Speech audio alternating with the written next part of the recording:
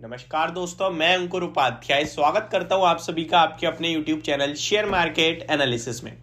दोस्तों यहां पे आप सभी के साथ बात करूंगा मैं टाटा पावर के स्टॉक के बारे में। कल इस स्टॉक में एक बहुत ही अच्छी खबर आई, अगर आपको नहीं पता तो मैं आपको बता दूं। कल इन्हें एक मंजूरी मिली है जो ये पहले अराउंड 2022 में इनके ऊपर एक ऐसा समय आ गया जहां पे इनका जो मुंद्रा प्लांट है वो ये बंद करने की सोच रहे थे, क्योंकि जो इंडोनेशिया से कोल का इंपोर्ट करते थे और उस पर जो चार्जेस पे करते थे वो इतने ज़्यादा हो जाते थे कि जितनी ये कमाई करते थे उससे ज़्यादा इन्हें चार्जेस पे करने पड़ रहे थे, जिसकी वजह से ये लॉस में जा रहा था इनका मुंद्रा प्लांट कंटिन्यू। और अराउंड 1800 करोड़ का क्वार्टरली इन्हें लॉस हो रहा था, जिसके बाद इन्होंने फैसला लिया कि हम अपने मुंद्रा प्लांट को शटडाउन यानी बंद कर देंगे, और यही गवर्नमेंट से बोला। लेकिन उसके बाद गवर्नमेंट ने कहा कि हम इसको देखते हैं और अभी आप कंटिन्यू रखिए, इस पे हम कोई ना कोई फैसला देंगे। तो लगभग 2020 के बाद कल के सेशन में जो फैसला है वो इनके फेवर में आता हुआ दिखा, और गवर्नमेंट ने क्लियरली बोला कि जो आप कोल को इंपोर्ट करते हो उस पर जो आपको एडिशनल चार्जेस पे करने पड़ते हैं वो हम आपको देंगे, यानी कि आप पास ऑन कर सकते हैं। मीन्स कि उसका चार्ज जो इलेक्ट्रिसिटी पे पास ऑन कर सकते हैं जो आप जनरेट करते हो उस कोयले की मदद से, और जो आप एडिशनल जनरेट करेंगे इलेक्ट्रिसिटी और बांटेंगे मतलब बेचेंगे, उस पे आपको हमारे साथ प्रॉफिट शेयर करना होगा, जिस पे टाटा पावर को कोई इशू नहीं है। इससे दो फायदा होंगे टाटा पावर को, अगर शॉर्ट में बताऊं तो पहला तो इनका जो कंटिन्यू 1800 करोड़ के समथिंग का लॉस हो रहा था क्वार्टरली वो बंद हो जाएगा और इनका प्लांट प्रॉफिट में आ जाएगा, और ये अपने आप में बहुत बड़ी बात थी। ठीक है, उसके बाद लोगों के मन में एक होप बनी और कहीं ना कहीं स्टॉक पे एक पॉजिटिव रिएक्शन भी फ्रिक्शन ऑफ सेकंड्स के लिए आया।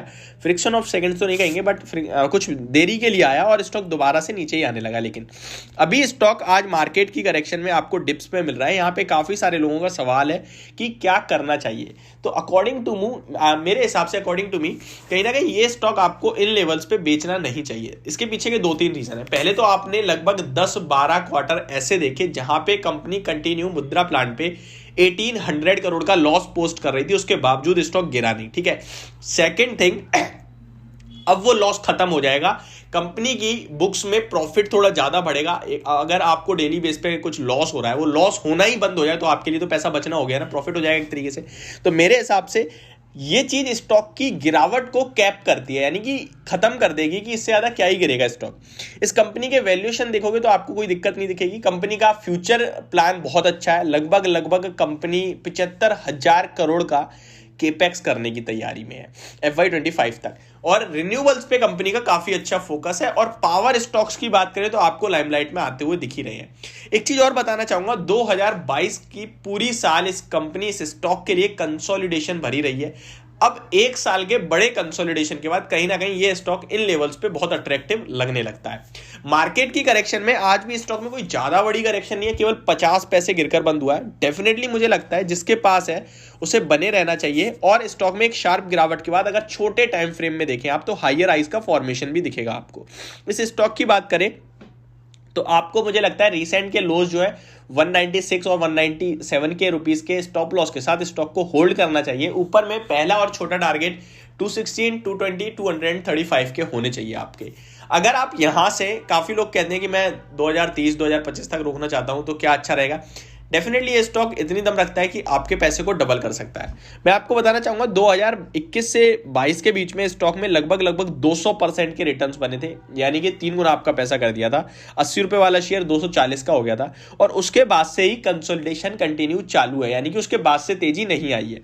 कंपनी के अगर फंडामेंटल्स देखें तो 66,000 करोड़ का मार्केट कैप है इस कंपनी का, अराउंड 80 रुपीज की बुक वैल्यू है इस कंपनी की, और इस स्टॉक ने 300 का ऊपर में हाई लगाया 298 का, और 190 का लो है 52 वीक। स्टॉक के डिविडेंड ही लगभग 1% के करीब के, रिटर्न ऑन इक्विटी 8.42% है, रिटर्न ऑन कैपिटल एम्प्लॉयड 9.30% का है। 1 की फेस वैल्यू पे स्टॉक ट्रेड करता है। Stock is trading at 2.5 times to इस बुक वैल्यू, यानी कि अगर आप सस्ता महंगे देखेंगे तो बुक वैल्यू के हिसाब से लगभग 2.5 गुना पे ट्रेड करता हुआ दिख रहा है स्टॉक। अगर पावर स्टॉक्स में कंपैरिजन करेंगे, पीयर कंपैरिजन, तो एनटीपीसी डेफिनेटली आपको बहुत सस्ता दिखेगा, बट टाटा पावर 26 के पीई पे है। और अगर आप कंपेयर करें बाकी के किसी प्राइवेट सेक्टर के पावर स्टॉक से तो मेरे हिसाब से ये भी कोई महंगा नहीं दिखेगा आपको। स्टॉक की बात करें तो टाटा ग्रुप की कंपनी है, आपको ट्रस्ट भी बनेगा। और इस स्टॉक की शेयर होल्डिंग पैटर्न में आपको बताऊं तो प्रमोटर्स 47% समथिंग होल्ड करते हैं। FII DIs पे लगभग 24% स्टेक है, जिसमें से FII 10% होल्ड करते हैं और DIs अराउंड 14%।